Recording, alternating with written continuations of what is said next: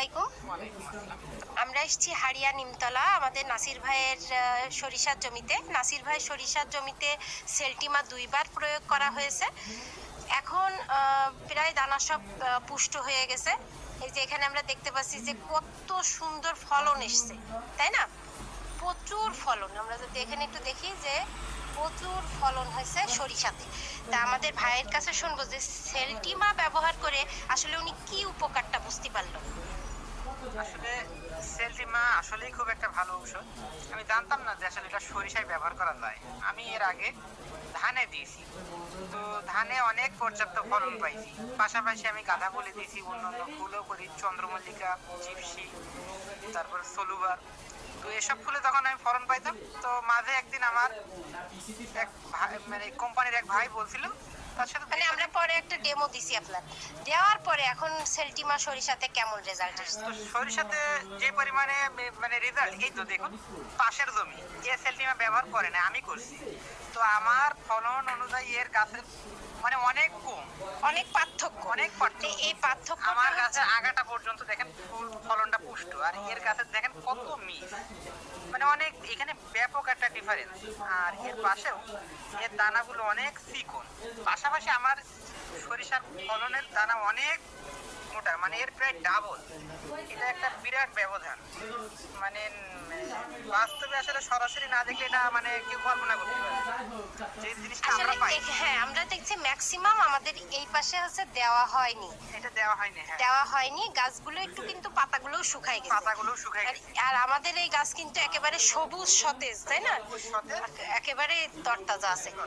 এখন এইখানটাই ভাই বলতেছেন যে এই জমিটাতে দেওয়া হয়নি, এখানে ম্যাক্সিমাম এরকম ডালটা শুকনা, মানে উপরের দিকে মার খেয়ে গেছে, কোনো এইটুকুতে একদম মনে করেন মানে কিছুই নাই। নাই। আর তো আমাদের আমার এটাতে দেখেন একদম আগা পর্যন্ত সরিষা মানে ফলন আসছে। ফলন আসছে, দেখছেন? এটাই আসছে মানে তফাৎ। আর এরপরও নিচের যে বিষয়টা, এর যে নিচের দিক থেকে যদি দেখা যায় যে এটা পুষ্ট হয় এক কথায়, মানে যে এখান থেকে সরিষা ভালো পরিমাণে আসবে সেটা আশা করা যায় না, কিন্তু আমার এটাতে প্রায় ডাবল বলতে গেলে, মানে এটার তুলনায় পুষ্ট। পুষ্ট।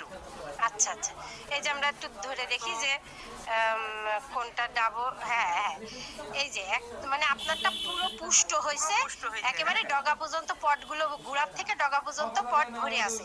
আর এটাই অনেক মিস আছে, এবং আপনি বলতে চাচ্ছেন যে অপুষ্ট। এটা আমরা দেখেই বোঝা যাচ্ছে যে এগুলো হচ্ছে, এগুলো অনেক পুষ্ট। এই পরিবর্তনটাই আপনি দেখছেন। আমার পাতাগুলো শুকাই গেছে, কিন্তু আপনার এগুলো অনেক সবুজ সতেজ আছে।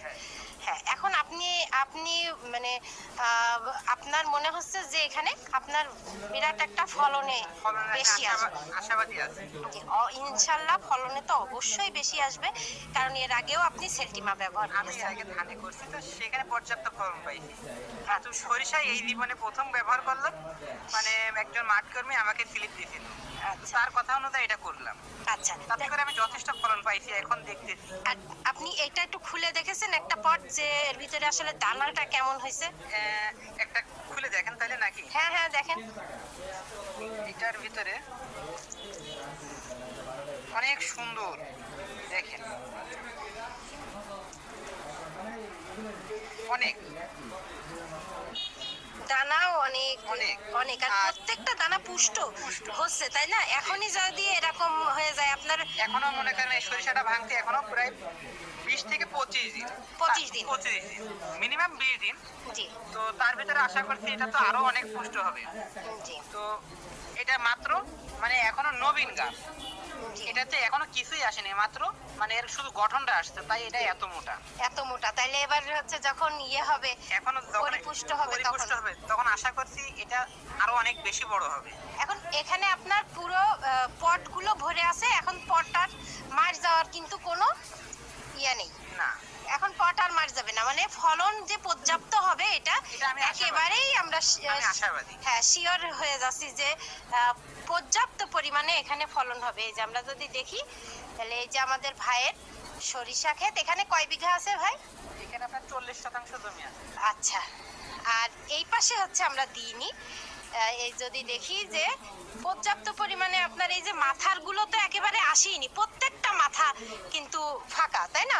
আর আমাদের এই এখানে মাথাগুলো দেখেন যে একেবারে সম্পূর্ণ মানে মাথা পর্যন্ত পটে ভরা।